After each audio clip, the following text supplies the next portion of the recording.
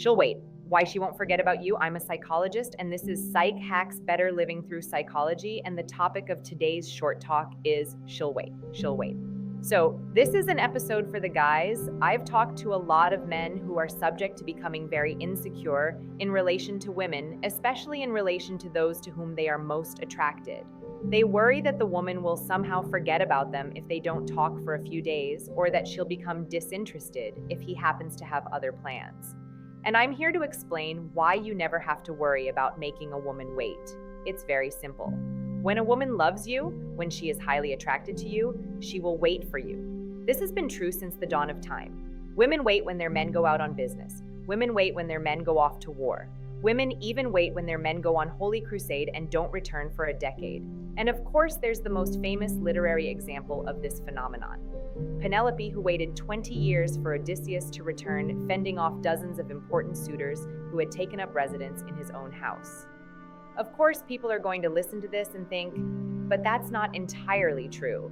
Women cheat on their husbands when they're on business trips. They get pregnant while their fiancés are deployed in war. They forget men who they haven't seen in years.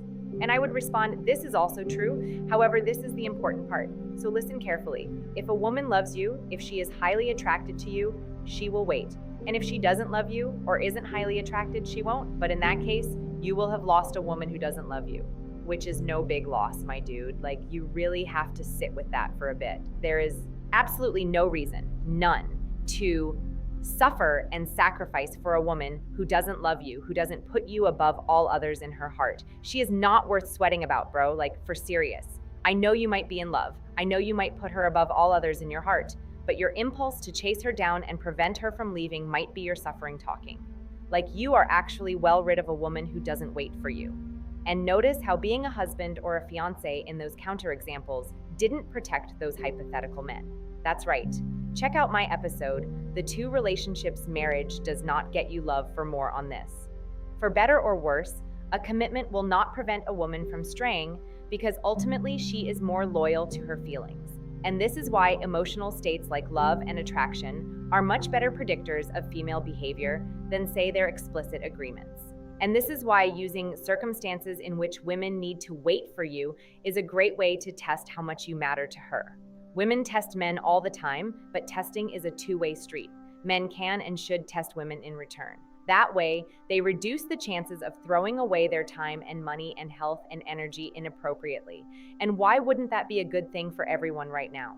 You don't have to be too manipulative here because life will naturally present conditions that will take you away from your woman. Don't work to prevent them or bend over backwards trying to protect her from her frustration and disappointment.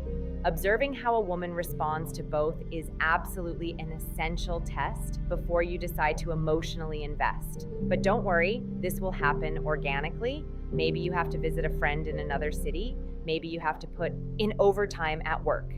Maybe you just need some time to yourself. In any case, you're not going to be able to spend time with her. And this is good for a number of reasons.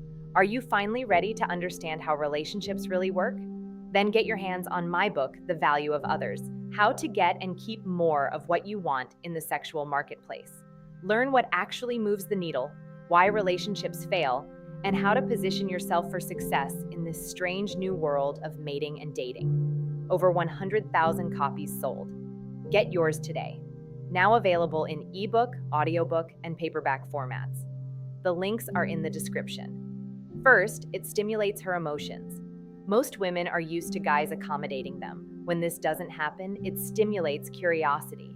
What could he be doing that is more important than me? She might wonder, and these experiences, wonder, curiosity, constitute emotional involvement.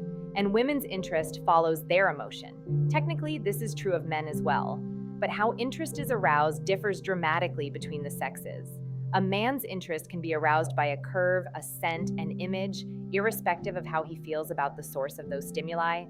On the other hand, a woman's interest is aroused and maintained through her emotions by how she feels about the source of the stimuli. And there are many things that predictably stimulate a woman's emotions, including but not limited to mystery, uncertainty, and doubt, all of which are affirmed to some degree when you remove yourself from her presence. Now, some people will think this is underhanded, but make no mistake, guys, there is no magic without smoke and mirrors.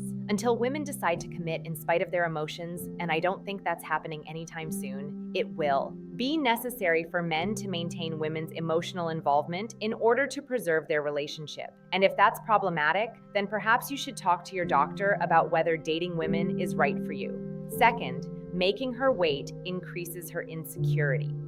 Patrice O'Neal got this one right.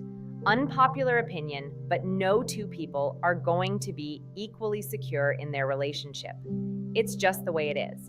And if someone is going to be more insecure than the other, then it's probably best for both parties if that person is the woman. Let's consider why that might be the case. When the woman is more insecure, that means the man is more secure. And when a man is secure, he can operate with more confidence, assertiveness, and equanimity. And because he has fewer doubts about his leadership and authority, he can direct the relationship more effectively. All of this tends to make him more attractive to a woman, which in turn makes her more loyal and agreeable, which in turn makes her more attractive to him.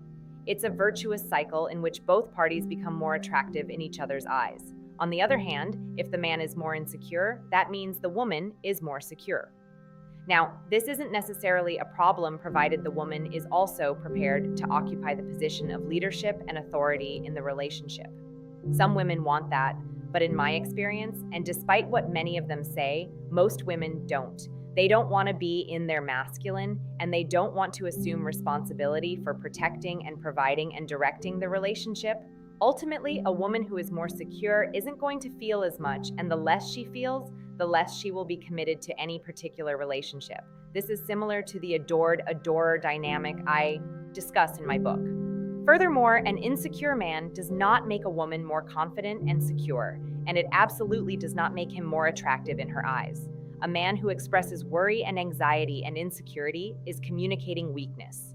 And no woman, mark my words, no woman in the history of the world has ever wished that her man were weaker.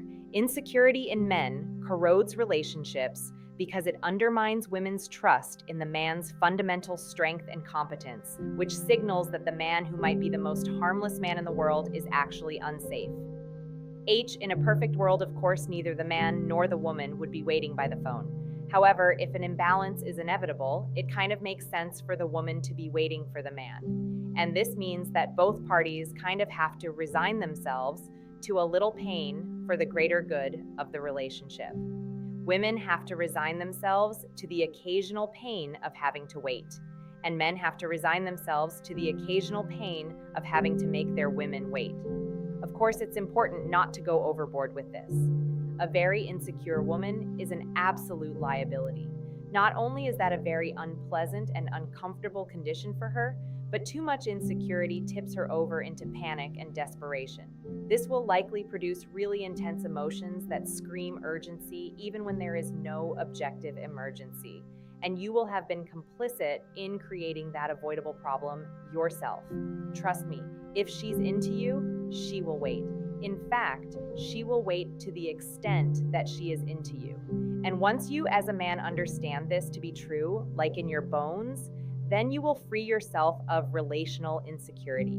You will be able to confront the problems of reality with confidence and optimism. See for yourself. What do you think? Does this fit with your own experience? Let me know in the comments below. And please send this episode to someone who you think might benefit from its message, because it's word-of-mouth referrals like this that really help to make the channel grow.